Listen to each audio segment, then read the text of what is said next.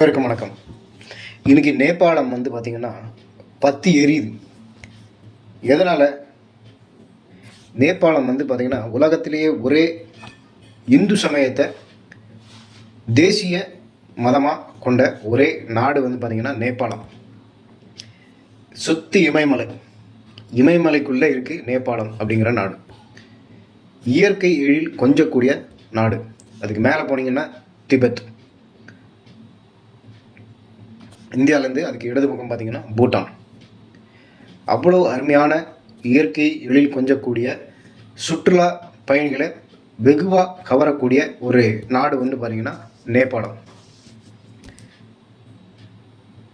நேபாளத்தோட தலைநகர் காட்மாண்டு.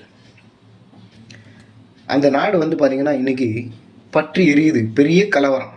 இளைஞர்கள் இந்த இந்த கலவரத்தில் முழுமையாக ஈடுபட்டிருக்கிறது பார்த்திங்கன்னா இளைஞர்கள்.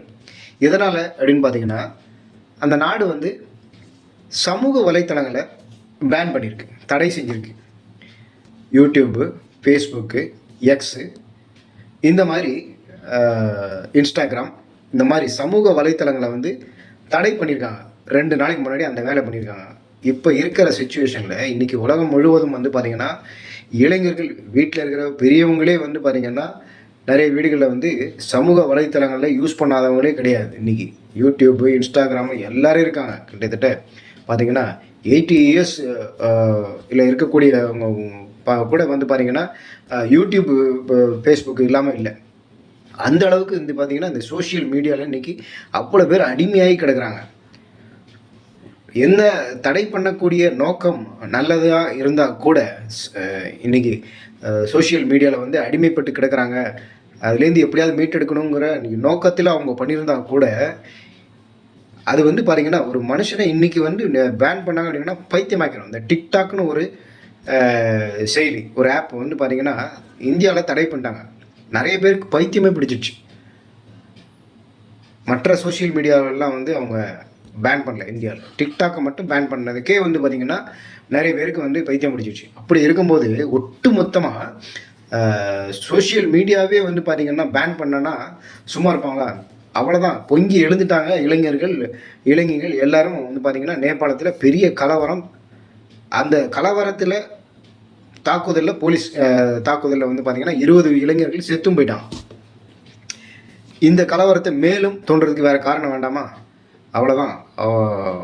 கவர்மெண்ட் அஃபீஷியல்ஸு, மினிஸ்டர்ஸு, அப்புறம் பிரைம் மினிஸ்டர், அதிபர்கள் வீடுகள், அந்த ஏரியாக்கள், அவங்க உறவினர்கள் எல்லா இடத்துலையும் பார்த்திங்கன்னா பெரிய அளவில் தாக்குதல், அப்புறம் வீட்டுக்குள்ளே புகுந்து சூறையாடுறது, இந்த மாதிரி எல்லா வேலைகளையும் இன்றைக்கி பண்ணி நேபாளத்தில் பார்த்திங்கன்னா முழுமையான ஒரு கலவரத்தை உண்டு பண்ணிட்டாங்க. அந்த மாதிரி ஒரு வேலை செஞ்சுட்டு 144 தடை போட்டும் அங்கே அதெல்லாம் சுத்தமாக மதிக்காமல் பார்த்திங்கன்னா நேபாளத்தில் இன்றைக்கி கலவர பூமி ஆகி கிடக்குது. ஏற்கனவே கொஞ்சம் நாளைக்கு முன்னாடி தான் பார்த்திங்கன்னா அங்கே நிலநடுக்கத்தால் பெரிய அளவில் பாதிக்கப்பட்டது. இப்போ பார்த்திங்கன்னா நேபாளம் கலவர பூமியாக இருக்குது.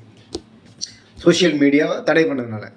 யார் சொல்லி செய்தாங்க இந்த கலவரம் உண்டு பண்ணுறதுக்கு? என்ன காரணம், என்ன ஏது அப்படிங்கிறது எதுவுமே ஒரு மர்மமான ஒரு விஷயம். நேபாளத்துக்கு மேலே பார்த்திங்கன்னா ரொம்ப நெருங்கிய நாடுன்னு பார்த்திங்கன்னா அடுத்தது சைனா. சைனாவுடைய ஒரு வேலையே பார்த்திங்கன்னா கலவரத்தை உண்டு பண்ணுறது. அப்புறம் அங்கே அந்த நாட்டுக்குள்ளே சமரசம் பண்ணுறோன்னு சொல்லிட்டு மூக்க நுழைக்கிறது. கடைசியில் அந்த நாடை அடிமைப்படுத்துறது. இது சைனாவுடைய ஒரு விஷயம். அமெரிக்காவும் அந்த மாதிரி பண்ணால் கூட சைனாங்கிறது பார்த்திங்கன்னா பக்கத்திலே இருக்குது, நெருங்கிய நாடு. அது மட்டும் இல்லாமல் நேபாளம் பார்த்திங்கன்னா சீனா கூட ரொம்ப ஃப்ரெண்ட்லியாக இருக்காங்க. ரொம்ப நெருங்கிய நாடு, நட்பு நாடுன்னு சொல்லிட்டு சைனா கூட இது பண்ணிகிட்ருக்காங்க, நெருங்கியிருக்காங்க. ஒருவேளை சீனாவோட ஒரு தூண்டுதல் பேரில் நேபாளத்தில் இந்த மாதிரி ஒரு விஷயத்தை பண்ணி அதன் மூலமாக ஏதாவது கண்டிப்பாக கலவரம் வெடிக்கும், அதன் மூலமாக நேபாளத்தை எப்படியாவது ஆட்டே போகலாம் அப்படிங்கிறது கூட சீனாவுடைய எண்ணமாக இருக்கலாம். ஏன்னா இன்றைக்கி அது நேபாளத்தை சுற்றி இருக்கக்கூடிய வேறு எந்த நாடும் இந்த மாதிரி வேலை பண்ணவே பண்ணாது. பண்ணுனா கண்டிப்பாக சீனா தான் இந்த மாதிரி பண்ணணும். ஒருவேளை சீனாவை நேபாளத்தை எப்படியாவது கபலீகரம் பண்ணணும். திபெத்தை கபலீகரம் பண்ணியாச்சு இப்போது பல ஆண்டு காலமாக. அப்படியே நேபாளத்தையும் கபலீகரம் பண்ணிடணும் அப்படின்னு சொல்லிட்டு சீனா கூட இந்த மாதிரி ஒரு வேலை செய்திருக்கலாம்.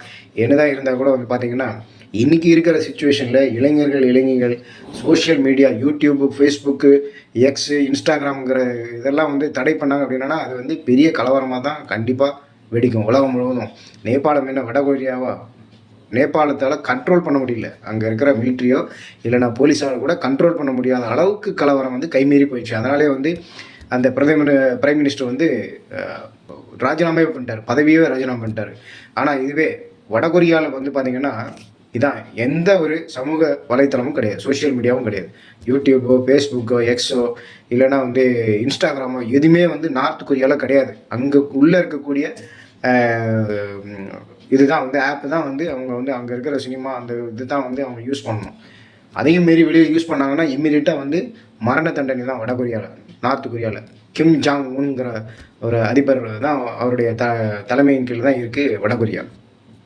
மற்ற எந்த நாட்டிலையும் வந்து பார்த்திங்கன்னா இது மாதிரி சோஷியல் மீடியாவை தடை பண்ணாங்கன்னா கண்டிப்பாக ஒரு பெரிய கலவர பூமியாக தான் ஆகும் அந்த நாடு. ஏன்னா வந்து பார்த்திங்கன்னா இன்றைக்கி இளைஞர்கள் பாதி 99% வந்து பார்த்திங்கன்னா இன்றைக்கி சோஷியல் மீடியாவுக்கு அடிமைப்பட்டு தான் கிடக்குறாங்க.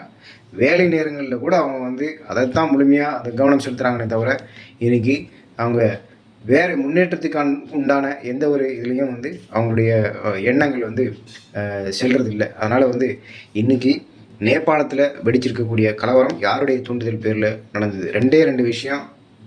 இன்றைக்கி சோஷியல் மீடியா இல்லாமல் யாருமே இயங்க முடியாது, உயிரோட்டமே இருக்காது.